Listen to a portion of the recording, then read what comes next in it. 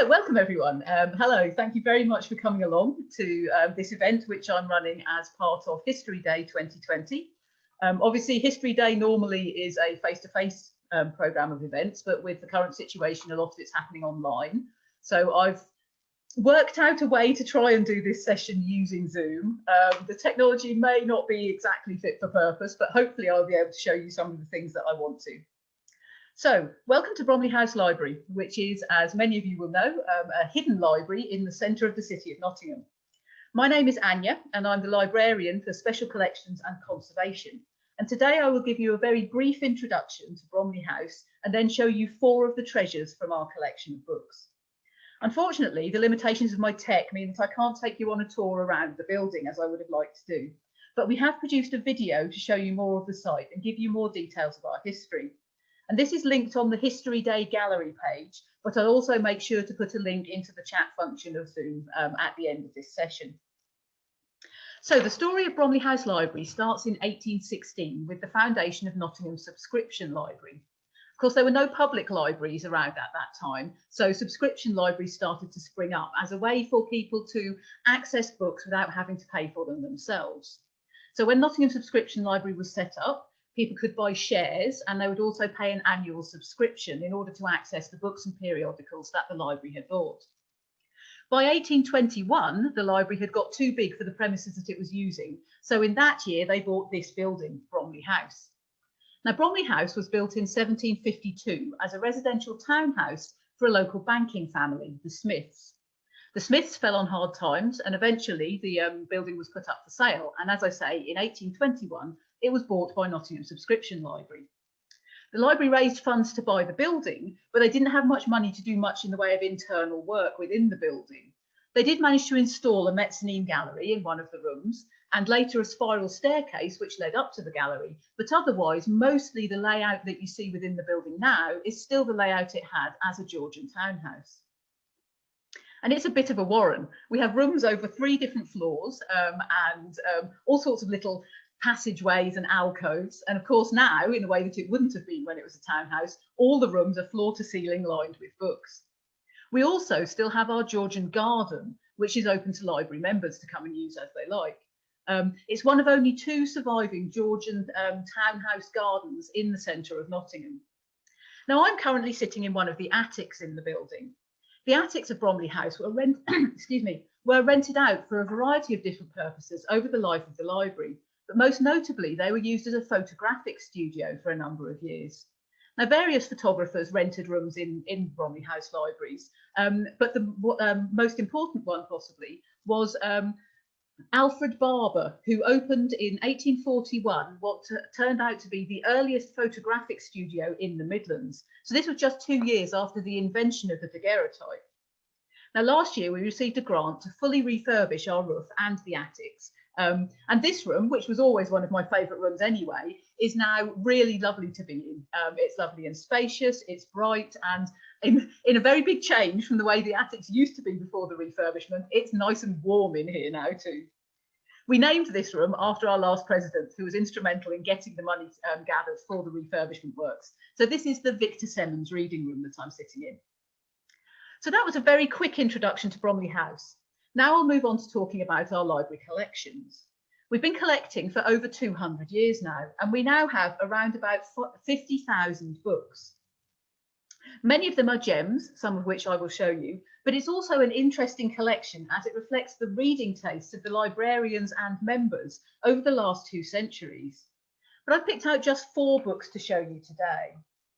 So I'm going to try and do a bit of shifting in order to actually show you the books, because I'm sure you don't want to just look at me for the whole of this session. So if I twist that round,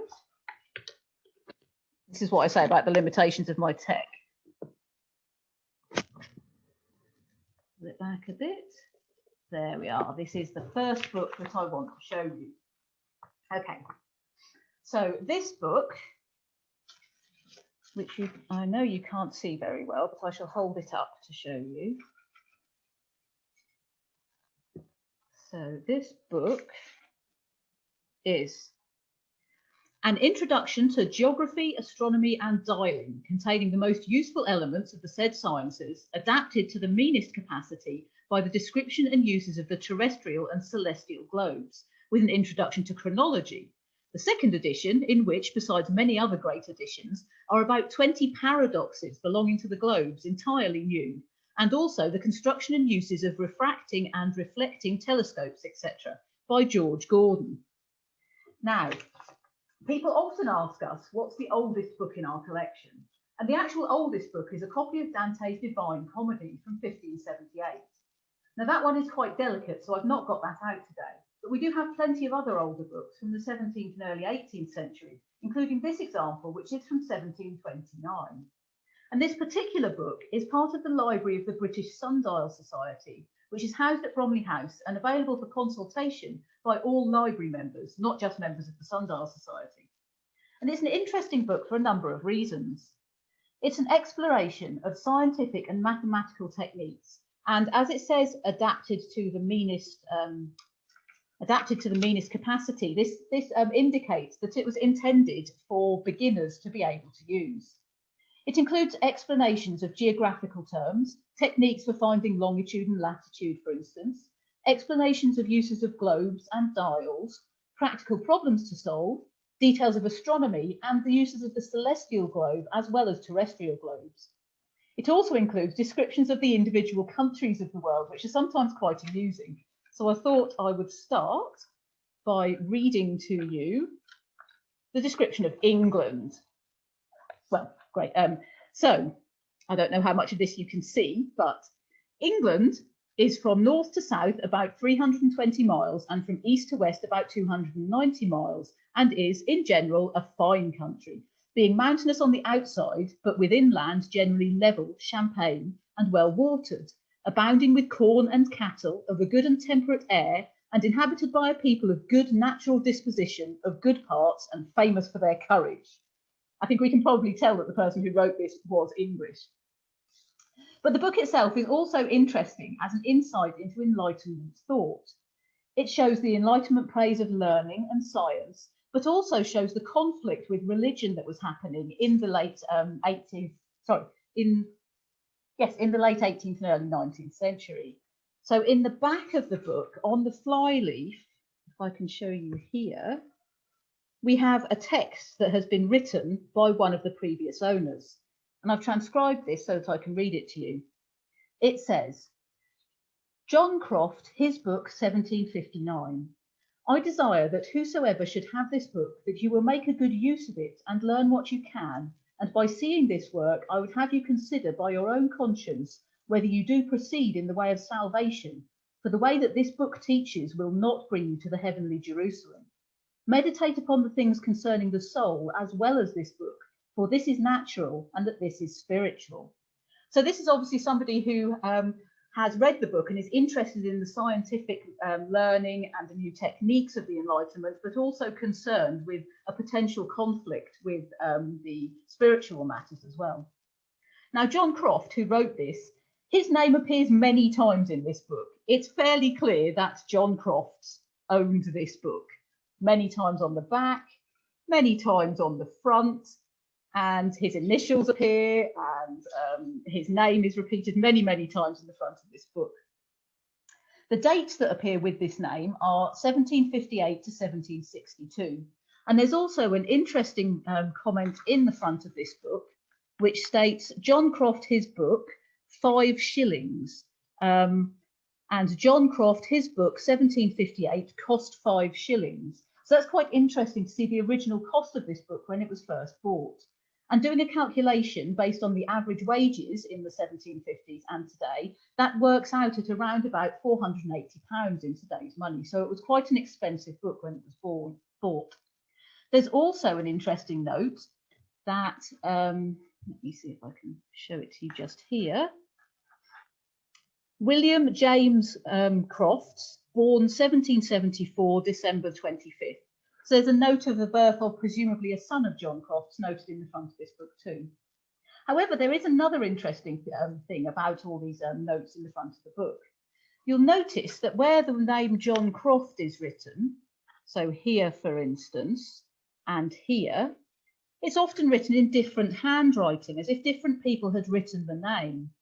Now, it's quite clear, I would say, that somebody called John Crofts did own this book in the 1750s, but somebody else has been writing John Crofts' name in it in different handwritings too. And there's also another interesting point here.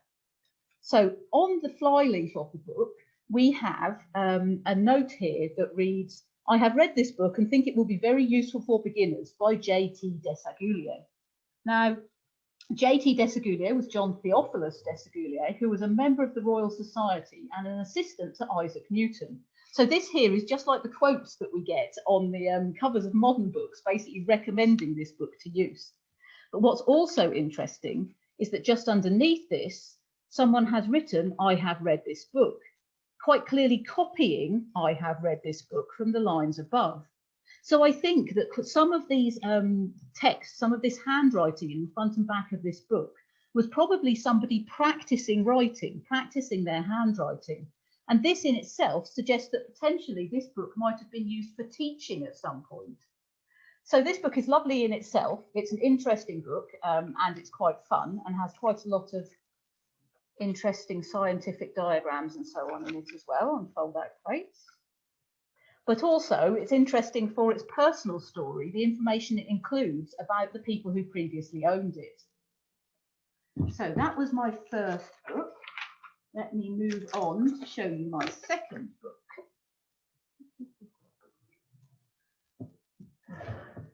This is all slightly cumbersome, I apologise for this. So, my second book here. I think I maybe needed to try and get my laptop up higher so that you can see the books better on the book cushion. But we'll go with what we've got to make the best of what we have. So this book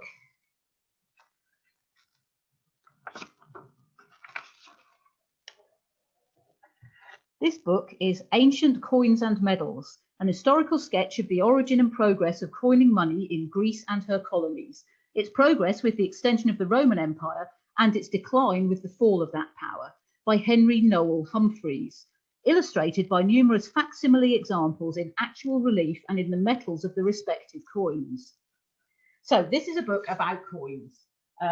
Bromley House Library obviously contains books on a huge range of subjects, but I wanted to get this one out because my personal interest, my background is in numismatics, in the study of historic coins. So I have a particular fondness for this book. So we used to have many numismatics books in the collections, but interest in numismatics waned, and also in the early to mid 20th century, the library's finances were often quite bad, so a number of our older books were sold, including many of the numismatic books. We do have some remaining though, this being one of them, and this one is really unusual. So, Henry Noel Humphries was born in 1810 and lived until 1879. He was an illustrator, naturalist, entomologist, and numismatist. He was born and educated in Birmingham, but as a youth he went to Italy to study medieval manuscripts, and he returned to Britain around about 1840.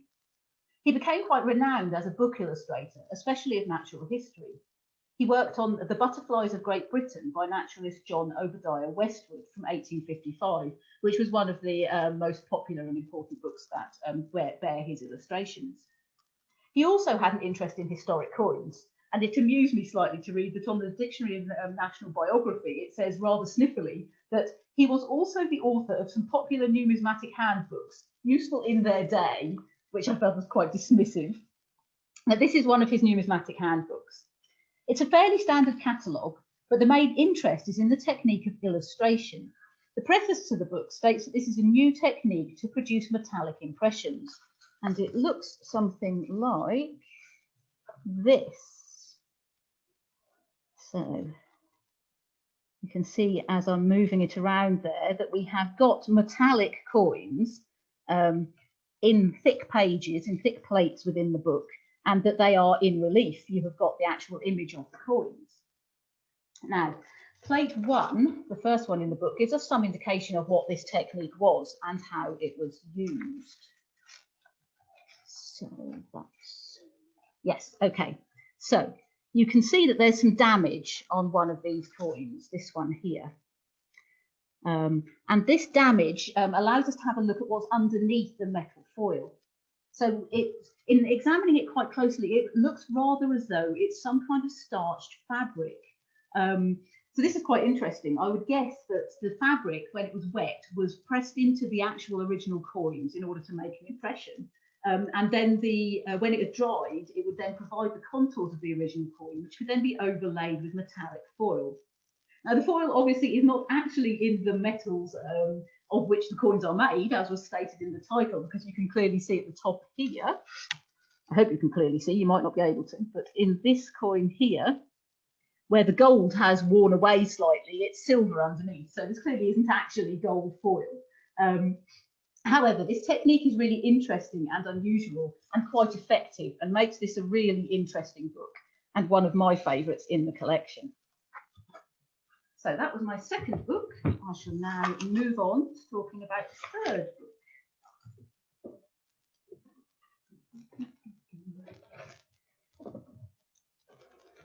Which you might not be able to see much of at all from the way that I'm set up my laptop, but hopefully you'll be able to see some of it. So within Bromley House, we have quite a strong local history collection, as well as all our collections of other types of works.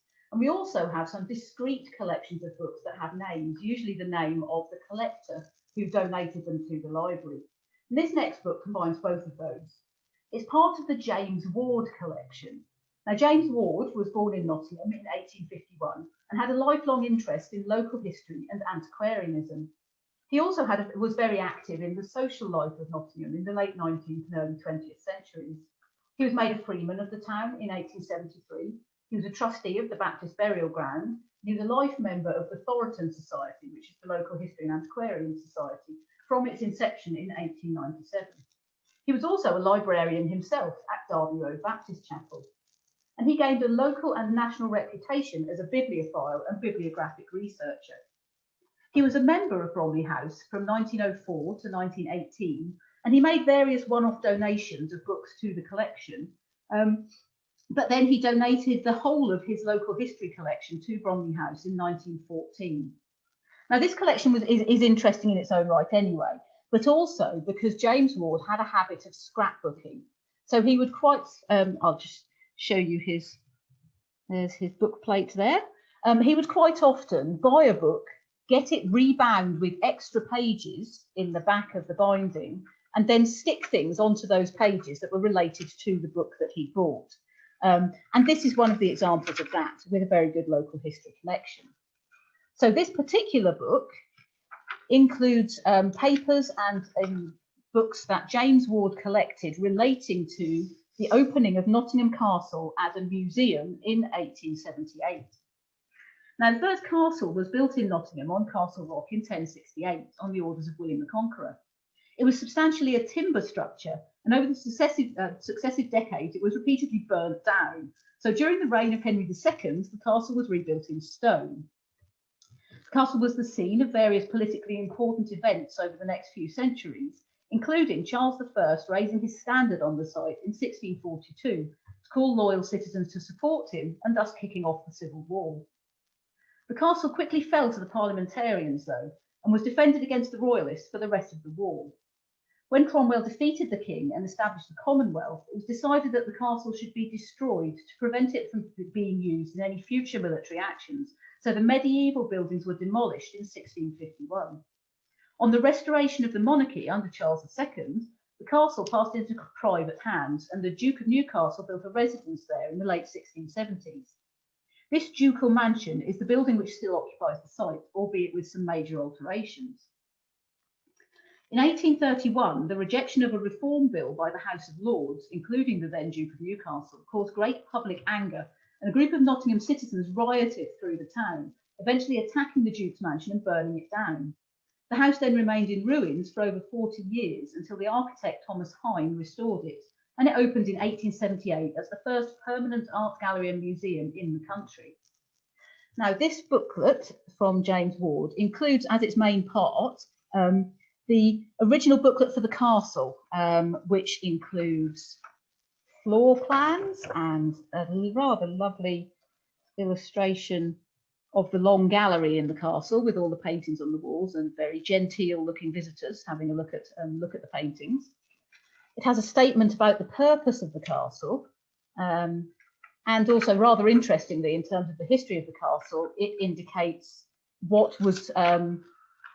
happened in each of the different rooms. So it has floor plans with things such as refreshment rooms, staircase, and on the other floors, it tells you which galleries were in which room. So it's really quite interesting on its own. But it also is then paired up within this booklet with various other things. So letters and correspondence talking about the loan of artworks for the opening of the castle, the grand opening exhibition, and newspaper cuttings describing the opening of the castle, together with, this is quite interesting, this is a certificate which had been sent to the officers and non-commissioned officers of a particular regiment who had effectively, by the looks of what it says on the certificate, acted as kind of police and bodyguards for the opening of the castle when the Prince and Princess of Wales at the time came to do the actual grand opening. So this booklet is really interesting. It also includes some of the speeches that were given as fundraising prior to 1878 in order to try and get the money together to turn the castle into an art gallery and museum. So this particular book, this scrapbook, is interesting from a local history point of view. And also it's very interesting within the James Ward collection to see how he's brought things together, all the little snippets that he's included when he's put together these scrapbooks. So my final book, which I want to show you, is something rather different and much smaller, so hopefully you'll be able to see it a bit better. It's this. So this tiny little book, you can see from the size of my hand just how small this is. And this is very, very beautiful. This is a book which has a very interesting and unusual decoration to it. So it's a book of common prayer, which also includes the Psalms with how they should be sung, and details of the manner of ordaining priests, should anyone want to ordain a priest at this point. So the book itself, as you can see, the spine is bound in brown leather, which has been gilded and embossed and gilded with the title and some decorative bits on there. The edges of the pages have also been gilt, and as well as being gilt, they've also been embossed. So there's a pattern stamped onto the edges of the pages so that when the book is closed, you see the pattern running all the way around. Now the covers are really interesting. They've been bound with an interesting material. So you can see this kind of creamy coloured material. It looks a bit like ivory and it feels a bit like plastic, but I'm fairly certain that it's probably horn, animal horn. So horn was commonly used for a variety of purposes throughout history, including making drinking vessels, cheap window panes, and the covers for lanterns. But it fell out of use in the early 20th century when man-made plastics were developed for the many purposes for which horn was previously used. So horn is an unusual material to bind a book in, not unknown, but I'm pretty certain that that's what's been used here. So the cover of the book is further embellished by having this protective band around the edges of the pages, which is made of copper alloy, so bronze or brass, something like that. And it also has a decorative mount on the front, this here. So this is also made of copper alloy and has then been enamelled with two different shades of blue enamel. Now the mount has the word Mizpah written across the middle of it. Let me bring it up to the camera and see if you can see it. You can vaguely see that. So it has the word Mizpah, M-I-Z-P-A-H, written across the middle of it. And Mizpah is the Hebrew word for a watchtower.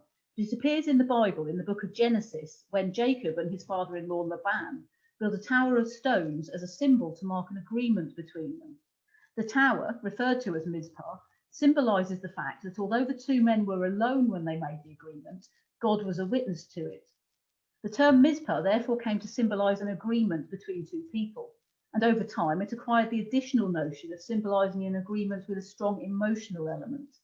It therefore became a popular motif on romantic jewellery from the 1850s onwards, representing the emotional bond between two people, either relatives, very close friends, or more commonly, lovers. Mizpah jewellery was often exchanged when two people knew they would be separated for a period, especially if they were not certain that they would survive, for instance, if one was going away to war. Its presence on the mount on the cover of this book therefore gives it a personal history and adds to the power of this incredibly beautiful binding on this lovely tiny little book. So I shall spin my laptop round again. And yeah, you have to look at me again for a little bit, sorry. There we go. Okay, so that's a very tiny selection of the treasures that we hold within Bromley House Library. And if you want to see some more, you can head over to our YouTube channel to find the videos from our monthly special collection spotlight sessions, where I bring out a few of the books from the collection with a particular theme. And since we've been in lockdown, I've been videoing those, so they're available on YouTube for you to have a look at. So there are more books along the lines of the things that I've shown you today, but there's also various other topics, including churches, books relating to Lord Byron, books from individual particular collections. And I'll put a link to our YouTube channel in the chat box at the end of this session.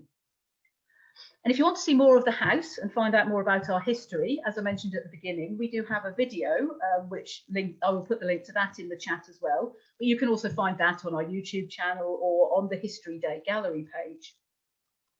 And also, of course, if you want to find out more about us as an organisation, you can have a look at our website. So I think what I should probably do now is put those links into the chat, and hopefully then you'll all be able to see them. Okay, I should make sure I send them to everybody rather than just to my sister. Oh, yes. So hopefully you can see those links. I don't know whether you'll be able to click on them directly from the chat, but if not, then you can hopefully copy them and copy and paste so you can have a look at these things. I'll leave those in there now until the end of the session. You'll notice that my email address is in there too, so if anybody does want to get in touch with me after the session, please do just feel free to drop me an email. But that's the end of the bits that I was going to do. I've filled up my full half hour, but if anyone does want to hang around and ask any questions, you will be very welcome to. But if not, then I like to say thank you very much for coming along, and I hope that you've enjoyed it.